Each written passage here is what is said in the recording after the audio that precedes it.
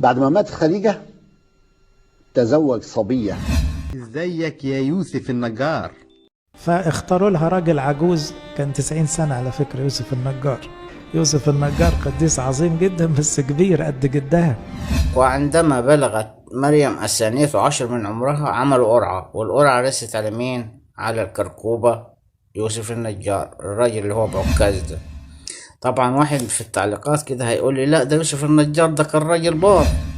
فيوسف رجلها إذ كان بارا.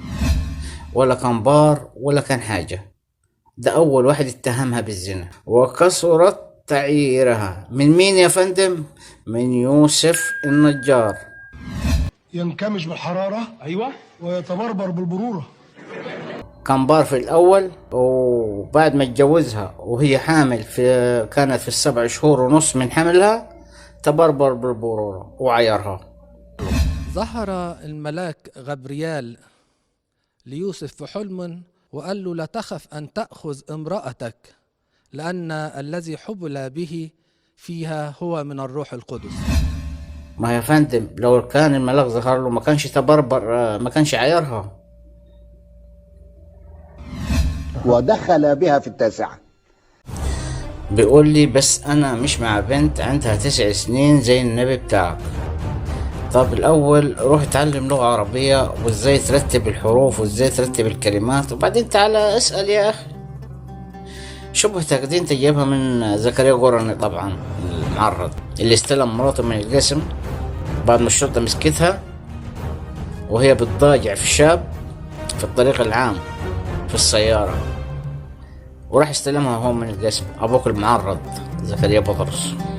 ثانيا أنا قبل ما أرد عليك في مسألة الزواج في 9 سنين و12 سنة، 9 و12، أنا هذكر القرآن الكريم قال إيه على السيدة مريم. القرآن الكريم قال: إذ قالت الملائكة يا مريم إن الله اصطفاك وطهرك على نساء العالمين. يبقى القرآن الكريم قال عنها إيه؟ طاهرة مطهرة ومصطفاة على نساء العالمين، علشان مفيش واحد يكتب لي في التعليقات وقول لي ليه انت بتتكلم عن السيدة مريم كده. انا اتكلم من كتبهم، من كتابك المدعو المقدس يا عزيز النصراني، بالكتب التي انت تؤمن بها. ندخل بقى على زواج السيدة عائشة. هو طبعا الأول تزوج من خديجة، قعد 25 سنة مع خديجة. نعم. لم يتزوج فوقها. طيب. فده كان شيء رائع. نعم. بعد ما مات خديجة تزوج صبية. طبعا دي أول كذبة من زكريا قرني العبيط المعرض. الرسول عليه الصلاة والسلام تزوج من سودة بنت زمغة بعد وفاة السيدة خديجة، تزوج من سودة بنت زمغة، مش تزوج بالسيدة عائشة زي ما هو قال. تزوج صبية عندها 6 سنوات. لم يتزوجها إلا في 9. ماشي حاضر. كتب عليها في 6 ودخل بها في 9. نعم، السيدة عائشة رضي الله عنها تزوجها الرسول عليه الصلاة والسلام في 9 من عمرها. وانا هجاوبك على تفكيرك العقيم انت وابوك زكريا قرني المعرض. نفترض ان المسلمين بيزوجوا بدري، مع ان الزمان غير الزمان والمكان غير المكان، لكن هنفترض الكلام ده. انت عارف المسلمين بيزوجوا البنات ليه بدري؟ لان البنت لو وصلت لسن 12 من عمرها بتحصل منها فضايح يا عزيزي المسيحي، زي ما حصلت مع مين؟ مع مريم في كتابك، في كتبكم، مش في كتابنا. اليهود قالوا عنها ايه؟ اتهموها مع بنديرة الروماني، وده اللي هنلاقيه في كتاب اسمه الخلفية الحضارية للكتاب المقدس العهد الجديد الجزء الأول. اليهود اللي احنا بنقول عليهم وحشين وانتوا بتقولوا عليهم حلوين وزي السكر، اتهموا السيدة مريم العذراء بأنها حملت بيسوع من جندي روماني. هو بيقولوا عليه اسمه بنديرة، يعني هم الناس الوحشين دول بيقولوا عليه ان هو اسمه بنديرة. انت ممكن تسأل ابوك توادرس هيقول لك الكلام ده، يعني تسأل ابوك توادرس قول له مين هو بنديرة الروماني هيقول لك. تمام. وده برضه هنلاقيه مذكور في انجيل يوحنا إنجيل يوحنا 8:41. قالوا ليسوع إيه؟ قالوا له لنا إله واحد ولم نولد من زنا. يعني برضو اليهود تهموها في الكتاب اللي أنا ذكرته لك اللي هو الخلفية الحضارية، واتهموها في الإنجيل، إنجيل يوحنا. قالوا ليسوع إيه؟ لم نولد، لنا إله واحد ولم نولد من زنا. فاليهود الحلوين اللي انتوا بتقولوا عليهم حلوين زي السكر، عشان يدار الفضيحة عملوا ايه؟ جوزوها ليوسف النجار، واحد كركوبة كده كان عنده 95 سنة. ازيك يا يوسف النجار؟ فاختاروا لها راجل عجوز كان 90 سنة على فكرة، يوسف النجار. يوسف النجار قديس عظيم جدا بس كبير قد جدها. عارف يعني كركوبة؟ يعني بيمشي بعكاز، يعني ماسك عكاز كده وبيتك عليها عشان يعرف يمشي. راح مجوزينها للراجل كركوبة ده، وهي كان عندها 12 سنة عشان يداروا الفضيحة. الكلام ده هنلاقيه فين؟ في كتاب اسمه مخلصون أحاطوا بالمزود. الكتاب اسمه مخلصون أحاطوا بالمزود، صفحة 9. بيقول لك ايه؟ بيقول لك وعندما بلغت مريم 12 من عمرها عملوا قرعة، والقرعة رست على مين؟ على الكركوبة يوسف النجار، الراجل اللي هو بعكاز ده. فجوزوها ليوسف النجار عشان يداروا فضيحة مين؟ بندير الروماني.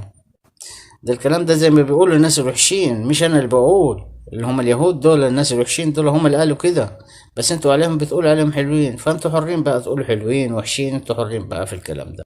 طبعا واحد في التعليقات كده هيقول لي لا ده يوسف النجار ده كان راجل بار.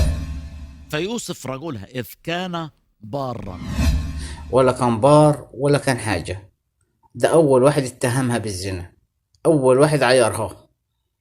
الكلام ده هنلاقيه فين؟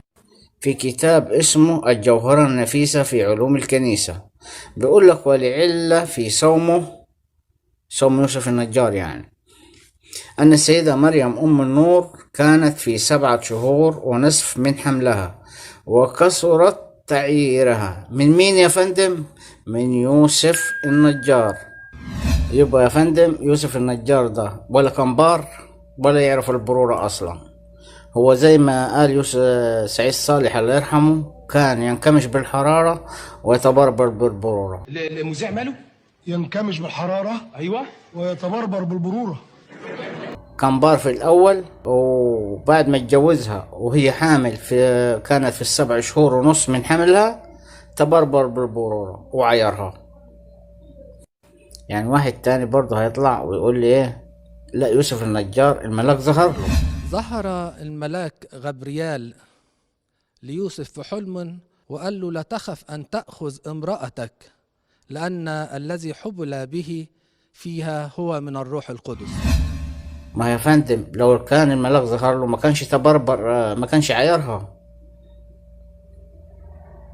اختاروا لكم حل، يا اما تقولوا ان يوسف النجار ده قصة خرافية من عندنا، يا اما تبطلوا كلام وتحطوا لسانكم في بقكم وتسكتوا، مالكمش دعوة بغيركم. الخلاصة بقى، الدروس المستفادة من هذه القصة، قصة يوسف النجار الرجل كركوبة اللي عنده 95 سنة، اللي هو كان بيمشي بعكاز ده، اللي جابوه اليهود وجوزوه لمريم اللي هي عندها 12 سنة عشان يداروا الفضيحة بتاعت مين؟ بندير الروماني. ايه القصة المستفادة؟ ان الزواج في سن 9 افضل من الزواج في سن 12، عشان ما تحصلش ايه؟ عشان ما تحصلش فضايح. واحنا دايما المسلمين بنقول ايه؟ اللهم استرنا فوق الارض وتحت الارض ويوم العرض عليك يا ارحم الراحمين. شكرا. شعارنا جلد بحنية وهداية للبشرية.